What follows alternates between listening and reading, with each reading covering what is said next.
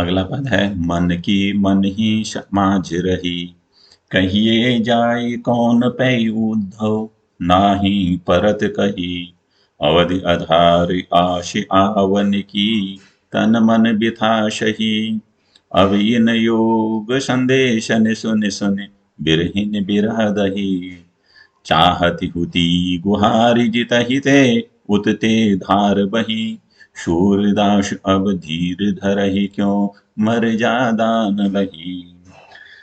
गोपियां इस पद के माध्यम से भी अपनी अनन्य भक्ति को, अपने अनन्य प्रेम को भगवान कृष्ण के प्रति प्रकट करना चाहती हैं।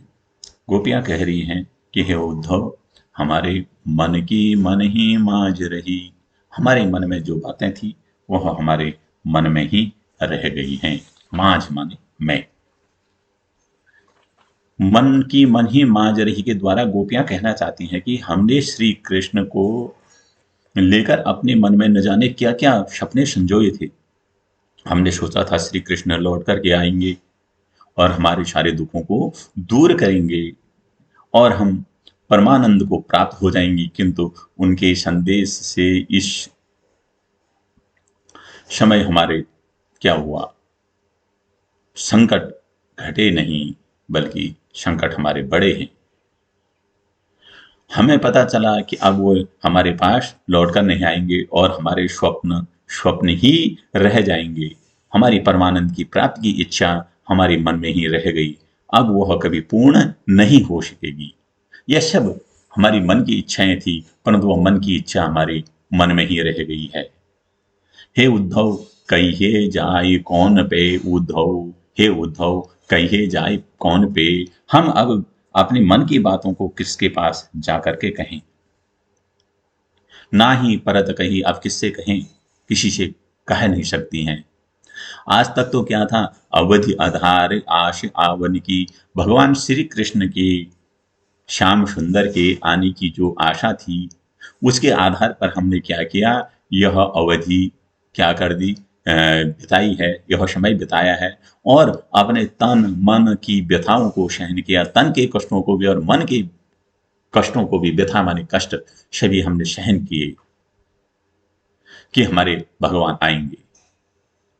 परंतु क्या हुआ, अब इन योग संदेशन सुनी सुनी, परंतु तुम्हारे मुख से श्री कृष्ण द्वारा भेजे गए हुए योग संदेशन सुनी सुनी, योग के संदेशों को सुन सुन करके हम विरहिणियां जो भगवान श्री कृष्ण के विरह में दुखी हैं, उसी विरहा नल में, उसी विरह की अग्नि में ही दही जल रही हैं।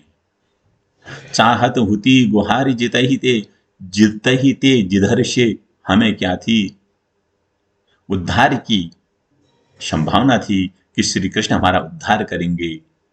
चाहत हुती गुहार जितही थे, जहां से हम अपने उद्धार की गुहार लगाना चाहते थे, उतते धार बही, आज उधर से ही और उल्टी धारा, विरह की धारा बह रही है। वही हमारे इस विरह नल को और बढ़ा रहे हैं।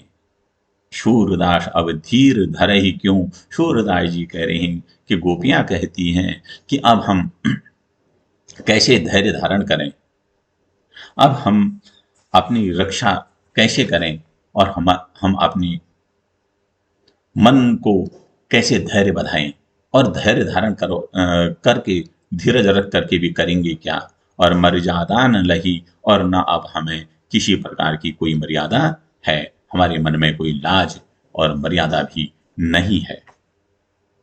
तो मन की मन ही माज रही, अपने मन की सब बातें हमारे मन में ही हैं, जो हमने सोचा था। गोपियां अपने मन की व्यथा उद्धव जी से कह रही हैं। श्री कृष्ण ने उद्धव के माध्यम से गोपियों को योग का संदेश भिजवाया है।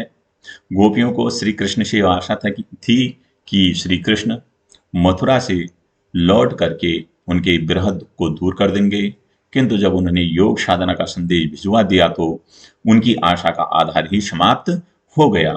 ऐसे में वे क्या सोचकर धैर्य धारण करेंगे। पहले तो उनके पास धैर्य धारण करने का आधार था कि श्री कृष्ण लौट आएंगे और अब वह आधार ही समाप्त हो गया है, अतः वे धैर्य धारण नहीं कर सकती हैं। अब वे अधीर हो गई हैं। गोपियां कह रही हैं अब हम धैर्य धारण नहीं कहीं कर सकती हैं।